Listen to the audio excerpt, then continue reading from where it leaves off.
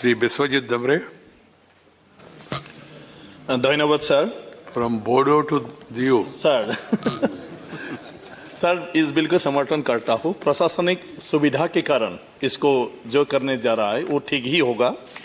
और इसके साथ जिस तरह से आप बता रहे हैं, मैं वही नॉर्थ ईस्ट की तरफ ले जाना चाहता हूँ।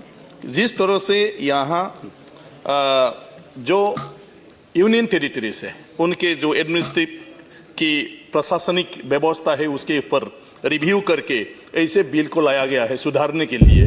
तो नॉर्थ ईस्ट में भी अंडर संविधान, अंडर कॉन्स्टिट्यूशन 6 शेड्यूल एरियाज है सर, तो वहाँ पर भी एडमिनिस्ट्रेटिव कन्वीनियंस के लिए कुछ चिंता करना चाहिए।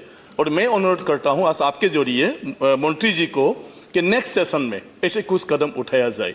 आज त्रिपुरा में एक 6 शेड्यूल है, Tripura tribal area autonomous council. सभी को शायद पता नहीं, त्रिपुरा एक अलग राज्य था जो कि 1949 में सरदार वल्लभ भाई पटेल जी ने इसको वहाँ बात करके शामिल किया है। और उसी टाइम वहाँ पर कमिटमेंट किया गया था कि वहाँ के लोगों को भारत की तरफ से अच्छी तरह ध्यान दिया जाएगा, उनके कला, संस्कृति, भाषा सबको भी रक्षणाबेक्षण के साथ डेवलप करेगा। लेकिन आज वहाँ के जो इंडिजिनियस ट्राइबल लोग हैं, जो ओरिजिनल था, वो लोग माइनॉरिटी बन गया सर। उनकी भाषा भी संकट में है, उनके जमीन बाड़ी सब संकट में है। और उन लोगों ने आज नया राज्य की मांग कर रहा है, आंदोलन भी किया था।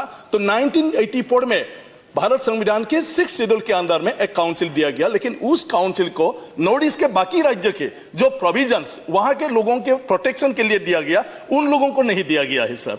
फिर से वो लोग मूवमेंट चल रहा है सर। इसलिए मैं सोचता हूं भारत सरकार की द्वारा ही, केंद्रीय सरकार के द्वारा ही उन लोगों के प्रोटेक्शन बहुत जरूरी है और इसके लिए कदम उठाना जरूरी है। और उनके काउंसिल को हो सके तो आप यूनियन टेरिटरी बना देने से बहुत अच्छा रहेगा। तो मैं इसको आज यहाँ पर अनुरोध करता हूं। विश्वजीत जी।